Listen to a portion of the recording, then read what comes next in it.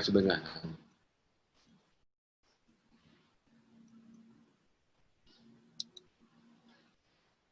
Ini, sorry, ini sambungannya ke sini.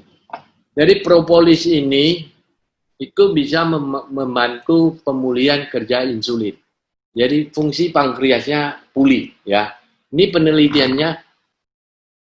Jadi ada kandungan drupanin dan artepirinsi dalam propolis ini membuat fungsi pankreas itu membaik, mengeluarkan insulin kembali, ya. Ini drupanin dan artepirinsinya. Kemudian ada juga penelitian lain bahwa quercetin menstimulasi insulin. Jadi ada 3 sebenarnya yang kita dari penelitian ini. Satu meneliti drupanin dan artepirinsi. Ada 4. Yang ini meneliti quercetin sama rupin. Jadi ini golongannya flavonoid. Jadi quercetin dan rupin. Kalau ini bukan ini asam fenolik atau pilinci ini. Kalau drupanin ini juga flavonoid, ya. Jadi ada 4 komponen yang membantu pemulihan fungsi pankreas. Ini.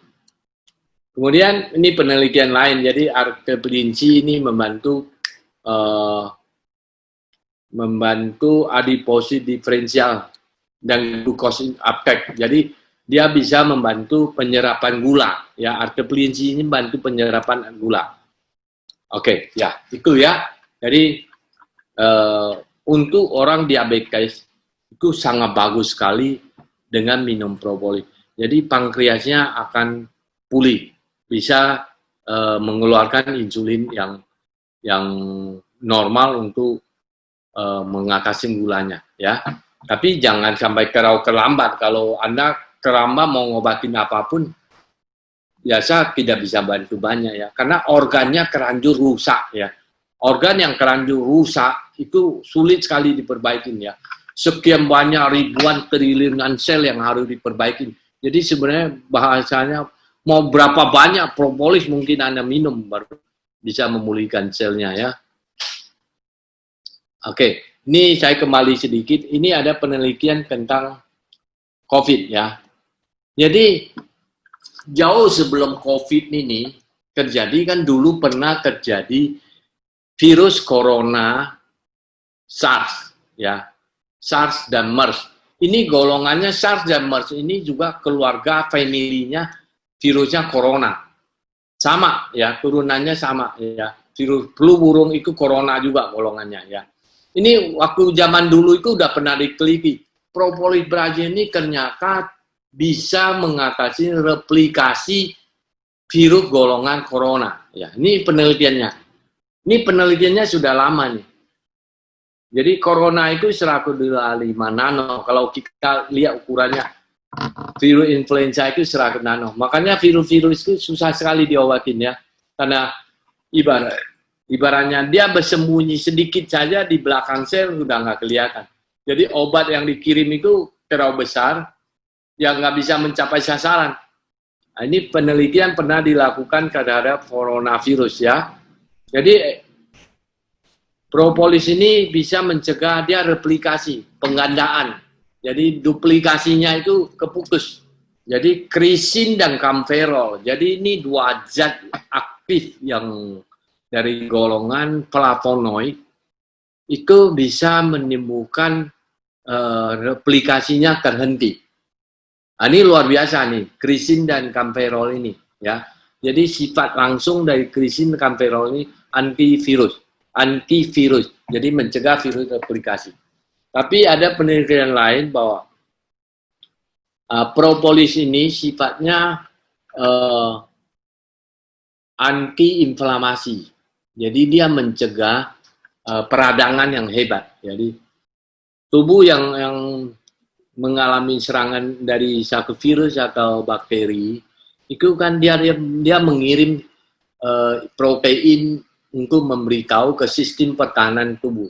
Sistem pertahanan tubuh itu kan ada makrofag, ada limfosit, ada IgG6, ada IgM. Nah, ini adalah semacam tentara-tentara penyerang. Ya, ada natural killer, ada berapa jenis ya. Masing-masing ada fungsinya. Yang paling berfungsi utama itu makrofag ya. Tapi ini kan di sistem pertahanan itu mereka berjaga saja, tidak aktif. Aktif kalau ada protein yang dikirim untuk memberitahu. Itu protein itu namanya interleukin 6 dan interleukin beta, 1 beta.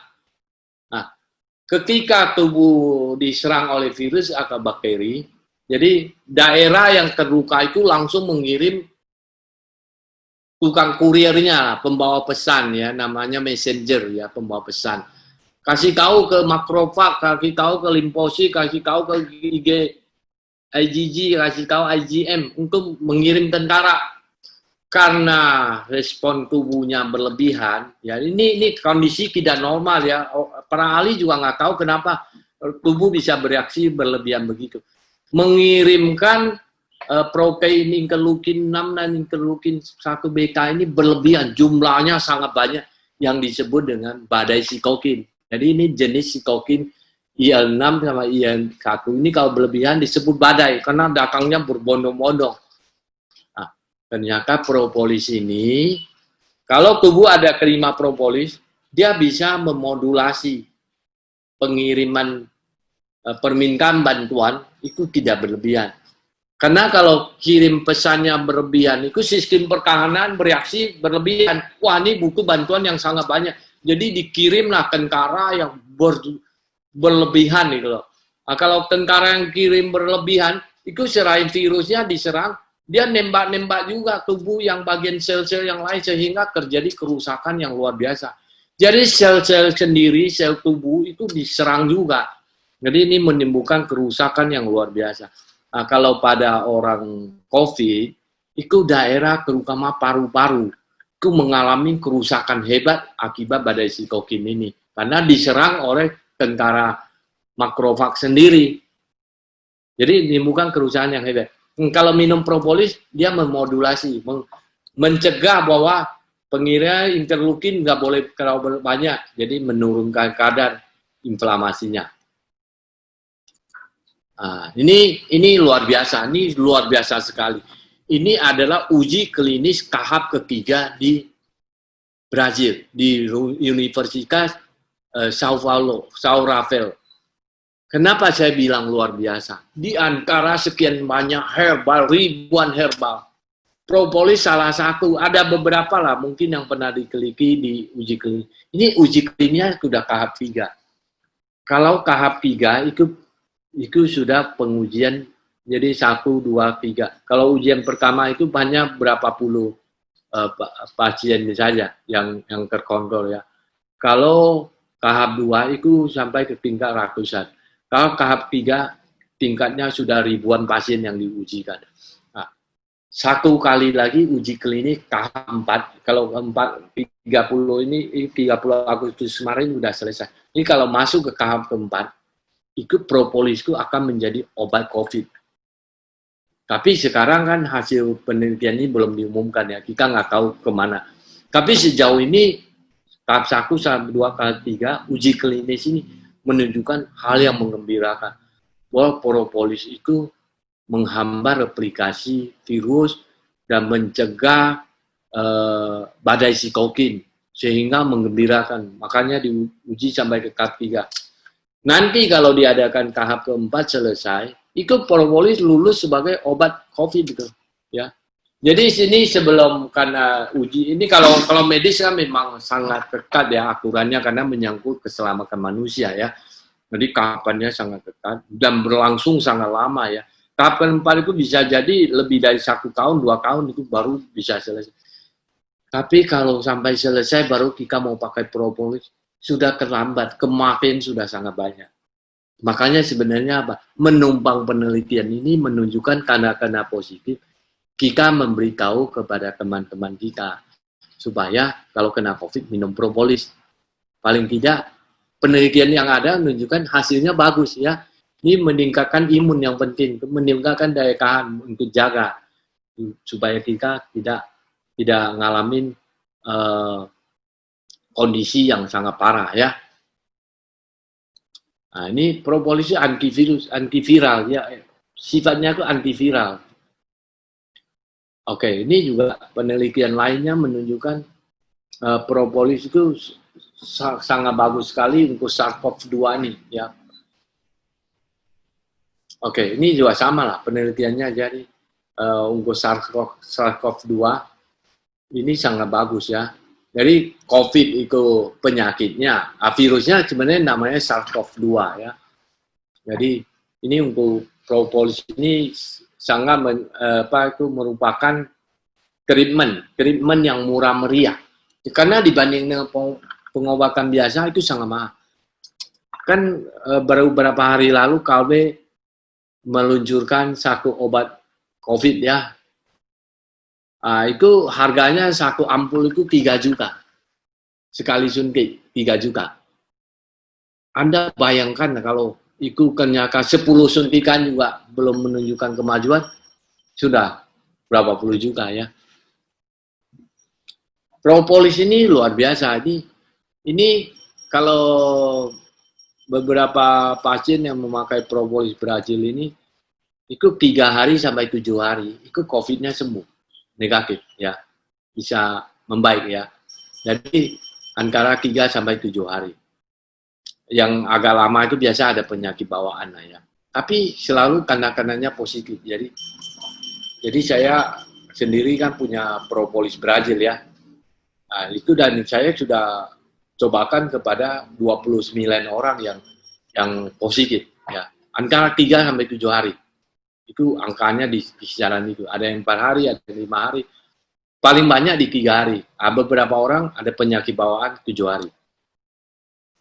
Jadi luar biasa, propolis ini meningkatkan imunnya sangat cepat. Dalam 24 jam itu imunnya sudah berkembang baik. Dia bisa bereaksi baik untuk melawan virus ya. Jadi tubuh ini yang dikuatkan lagi ya sama propolis ya. Jadi ini penelitian lainnya menunjukkan bahwa quercetin yang terkandung dalam propolis itu sendiri itu juga luar biasa. Apalagi digabung dengan vitamin C ya. Itu luar biasa sekali.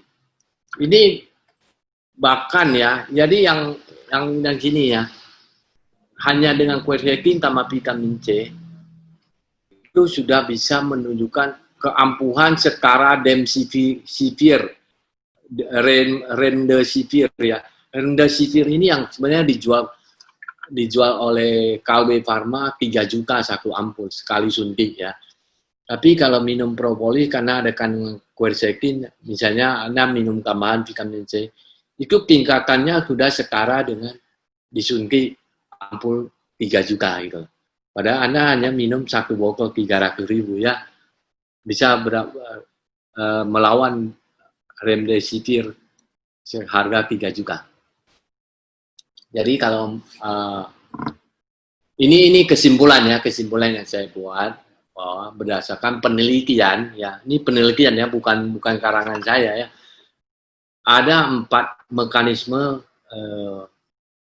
propolis Brazil ya, propolis Brazil bukan propolis lain ya, melawan virus corona ya, virus SARS-CoV-2. Dia menghambat replikasi virusnya ya. Kedua, dia mencegah badai sitokin. Jadi interleukin 6, interleukin 1 beta ini itu turun. Jadi tadinya dikirim berbondong-bondong, sekarang dikirim sedikit. Tapi tidak boleh berhenti pengiriman sinyal ini. Kalau kirim sinyal ini berhenti, tentaranya tidak datang. Jadi dia tetap harus dikirim pesan ini, tapi jumlahnya terukur sesuai kebutuhan. Propolis bisa memodulasi keperluan itu ya. Terus satu lagi, karena kandungan quercetinnya itu, darah itu tidak membeku. Itu hebatnya. Jadi 30% dari penelitian, 30% pasien COVID itu meninggal karena darah membeku di semua organ vital dan mendadak. Makanya terjadi happy hypoxia. Happy hypoxia itu orang yang mengalami penurunan kadar oksigen tiba-tiba dalam jumlah besar. Dia secara tidak kelihatan bergejala sakit atau apa normal. Bahkan orang OTG, orang tanpa gejala bisa tiba-tiba ambruk, jatuh di jalan dan meninggal. Kenapa? Karena darahnya membeku seketika dan terjadi penurunan kadar oksigen yang sangat sedikit. Darah yang normal kan harus 90% kadar oksigennya. Ini sampai turun jadi 30% oksigen. Jadi dia nggak bisa bernafas lagi tuh, ya. Jadi propolis ini mencegah darah beku, jadi bisa mengatasi hipoksia. Propolis sebagai sifat imunomodulator yang meningkatkan imun. Secara langsung propolis itu meningkatkan daya tahan tubuh. Dia mengaktifkan makrofag, limfosit, IgG, IgM. Jadi para tentara-tentara itu semua aktif. Nah, itu hanya 24 jam itu sudah aktif. Luar biasa sekali propolis sebagai imunomodulator, sebagai peningkat imun tubuh. Itu luar biasa.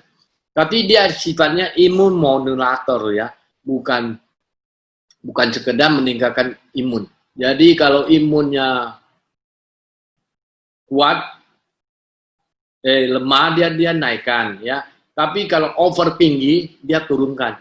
Makanya dia bisa cocok, bagus sekali untuk orang autoimun. Jadi dia memodulasi. Jadi kalau imun yang over itu bisa menyerang tubuh sendiri. Jadi propolis memodulasi sesuai kebutuhan. Jadi tidak berlebih, tidak kurang, tidak berlebih ya.